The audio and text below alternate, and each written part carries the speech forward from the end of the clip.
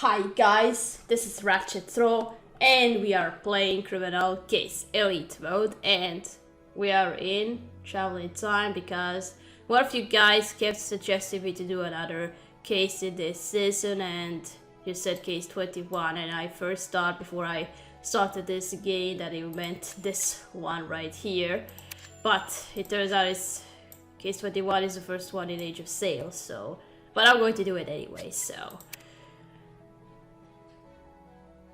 I know it was a good introduction to what we would expect in here, so here we go. Previously a criminal case.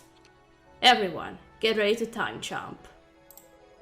Now that we got to the time machine back from the evil Ptolemy regime, this is our only chance to escape the altered present.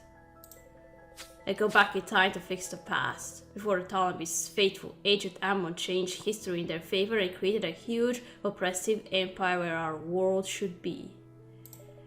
We know they really grew in power in the 1700s, so that's where we need to go. Time jump in 3, 2, 1, go!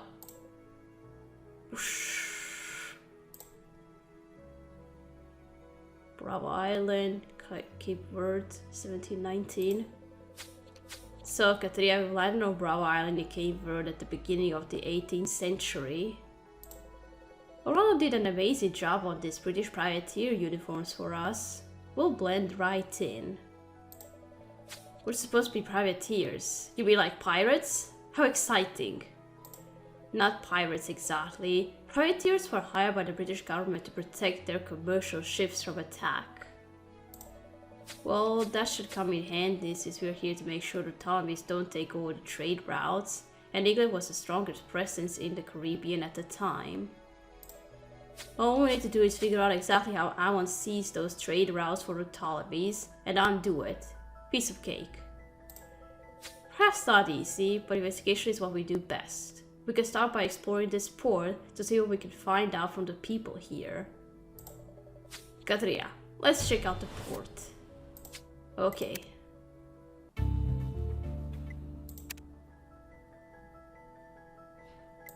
Alright, let's get in.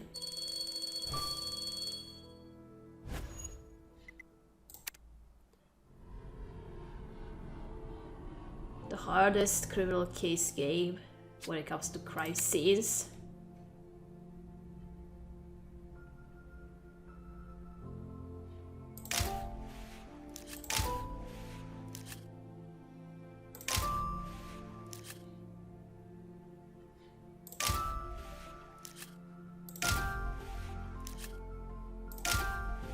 I still love this music.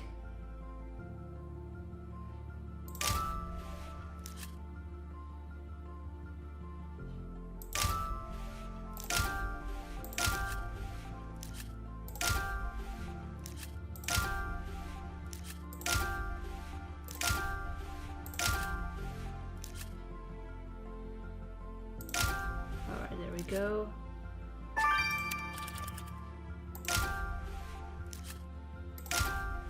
Alright. Oh god, 4 seconds left. Shell. Where's the heart? Ah! I saw it right there. Give me another 45 seconds. I need to find these last items. There we go. There we go. And where's the lizard? There.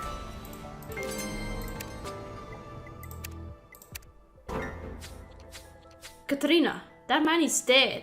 His throat was slit open. And look, his hands and feet are bound with rope. Well, this is great. We just arrived and we already found a murder. His throat was slit, but there's not a lot of blood around the body. Do you think he could have been moved here after the murder?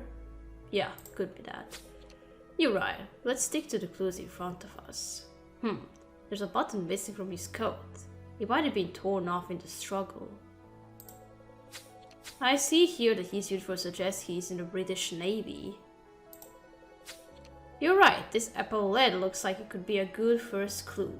He probably belongs to another member of the British Navy. Maybe they knew our victim. The symbols on epaulettes show the person's rank. If we examine the symbols, we'll find out whose it is. Well, Katria, what better way to gain our footing in this new time and place than solving a murder? It's time to get to work. That's right. Let's check out this poet.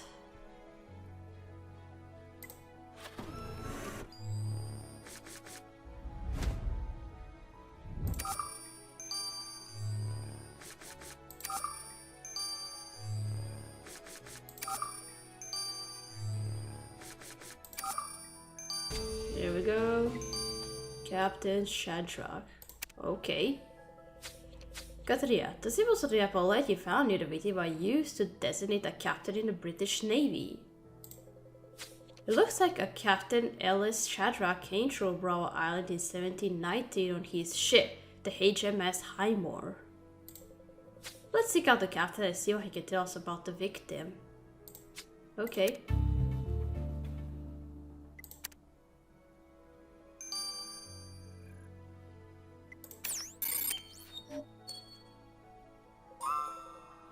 Privateers? Shouldn't you be on your ship? Oh, we've been instructed to stay on the island for now, to ensure everything is in order here. Well, I suppose we shall need all the protection we can muster. What is there are pirates about? Actually, Captain, it's funny you should mention protection. We found a member of your crew with his throat slit open on the port. That must be Barnabas Dicker. He was the only one absent from the cruise's midday meal. You say he was murdered? Oh, what are we going to do without a gunner aboard the HMS Highmore? I can't say Dicker was the best gunner I have ever had on board, but he got us out of a pickle or two.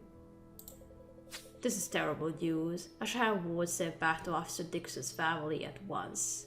Thank you for notifying me of his death. Captain, considering Officer Dicker was a member of your crew, would you mind if we inspected the HMS Highmore? By all means, go right ahead, privateers. Okay. Then click to continue. Alright. Well, the crisis may be tough, but you can collect the stars very fast. Lots of items to find, and without the magnifying glass.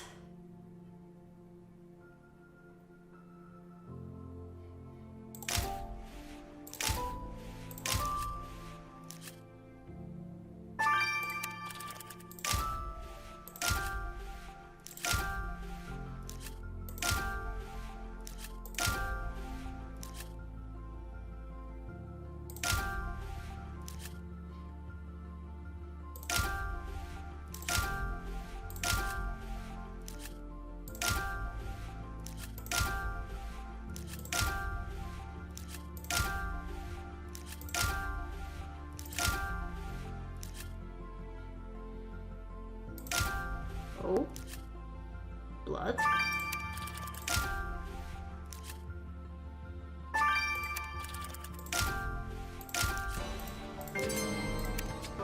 There we go. Katrina, there's a bloody brush on the deck, and there's still some blood around it. So that means he was killed right here, right? Looks like someone did a hasty cleaning job. You're right, Katrina, there was suspiciously little blood around the victim's body, and we know this was his ship. What if he was killed right here? Yeah, and the killer tried to wipe the blood. We should analyze the sample from this brush to see if it was used by the killer to cover their tracks. Good idea, Katrina. Since the victim was a ship's gunner, we could take a closer look at these cannonballs. And I'm not sure what this broken thing is, but putting it back together could prove helpful. Okay.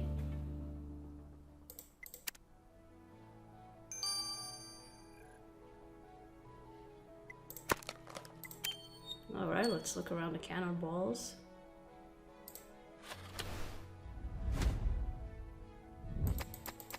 Aren't those hard to carry? And look, I'm moving them very fast. Oh, what's this? A napkin? Since our victim was a gunner here on HMS Highmore, it was smart to inspect this pile of cannonballs. There was a handkerchief in it. Looks like the hanky belongs to an F. Humphrey. Let's seek out Mr. Humphrey and see what he can tell us about the victim. Okay.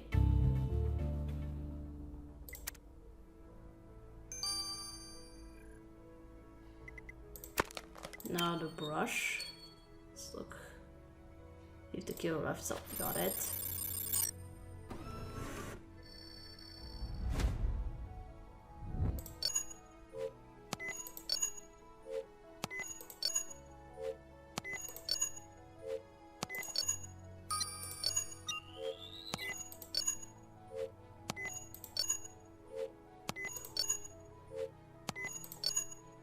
Wow. Katrina, this bloody scrub brush may answer the question of where the victim was killed. Let's get this sample collected to the lab. Okay.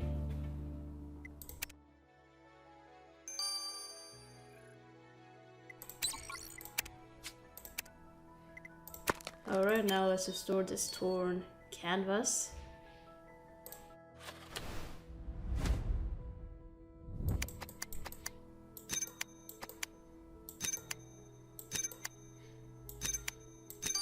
Alright, there's the victim and who's the other guy? Katrina, this is a painted portrait of the victim. It looks like this other guy is a close friend of his.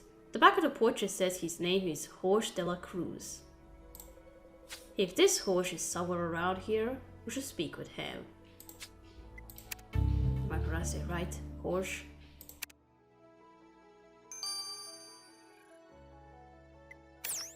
Alright, let's talk to the Felix. Mr. Humphrey, are you a member of the crew here on the HMS Highmore? I am the surgeon on this ship, yes. What do you need? Amputation? Bloodletting? I can't see the sentence. Lance of blister or boil? No thank you, none of that. I'm afraid your shipmate Officer Barnabas Dicker was found on the port with his throat slit open. He was murdered? Who will keep us safe from the pirates? The pirates everywhere. I once heard they cut a man head to toe and peeled him like a bloody banana. Ah yes, pirates. Captain Shadrach mentioned them too. Anyway, what can you tell us about Officer Dicker?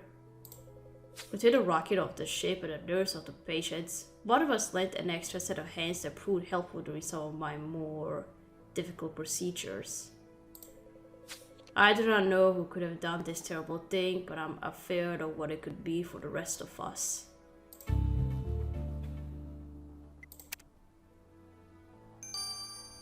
Alright, let's go to this guy. Mr. De La Cruz, we're investigating the murder of Barnabas Dicker. We understand you knew him. Oh, this is terrible news. Now there is no chance for reconciliation. Barney and I were in the British Navy together, and we grew very close. We always considered a way to be placed together in our crews. Then what happened? I left. I couldn't stand the oppressive discipline of the Navy. Barney stayed on, and we fell out of contact. But when I heard the HMS Highmore was stopping in Cape Verde, I sought him out, hoping to reunite. I presented him with this portrait painted of us by a fellow officer, and Barnabas tore it to pieces. My old friend had no desire to know me anymore, and now he's dead. Forever we remain estranged. Alright. What happened to the victim? What are the chances, Katrina? We land back in the past, and not even a half hour passes before you stumble on a dead body. Well, that's just how it happens. It's like the age of sail knew we were coming. Good thing this is what we do best. What did you learn from examining the body? Well, by the looks of your victim's tied hands and ankles, this murder wasn't improvised. They slit his throat with a thin, sharp blade, but they left no further evidence of his clothes or body. However, I can tell you that I had a dozy of a time getting those ropes off of him. When it comes to knots, your killer knows what they're doing. Katrina, will show the killer a thing or two about getting tied up. Okay.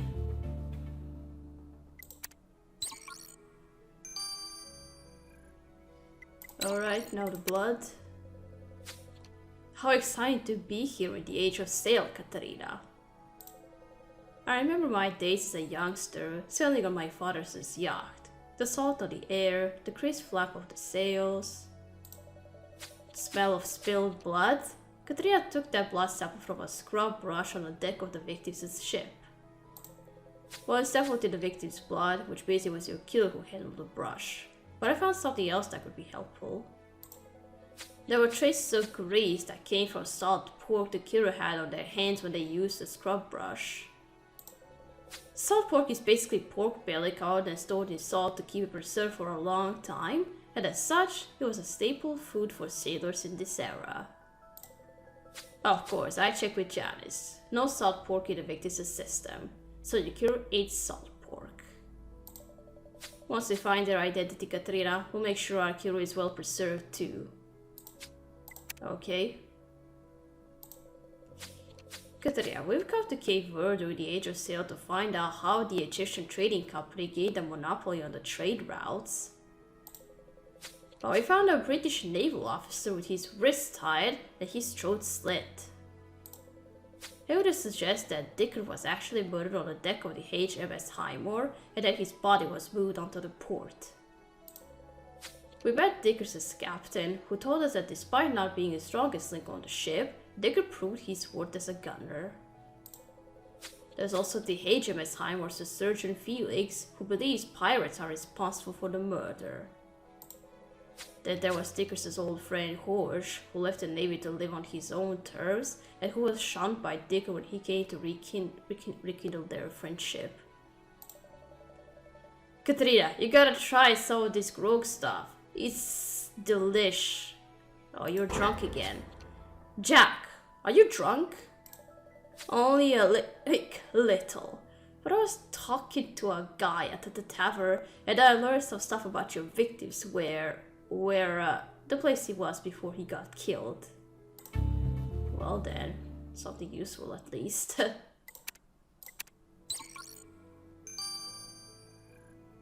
Alright, we're gonna stop here, we're gonna continue playing in chapter 2. So, thank you for watching. Don't forget to leave a like to this video, and I'll see you again. Goodbye!